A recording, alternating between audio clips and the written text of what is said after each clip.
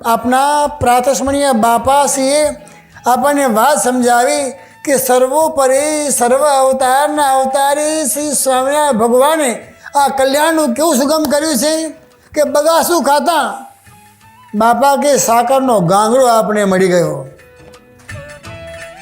કાંઈ પણ દાખલો નહીં, કંઈ શ્રમ નહીં. ઊંઘ આવે કે કંટાળો આવે તો બધું સજે સજે બગાસું આવે. શું આવે? અને જ્યાં બધું મોઢું ફાળવાને ગયા અને ત્યાં હાકરનો ગાંગડો બધું આવ્યું. બસ ચૂસ્યા કરો. હવે શું કરવાનું? મમરાવ્યા કરો ભાઈ. પછી બાપા કે પેલું મીઠું પણ કેવું દેખાય?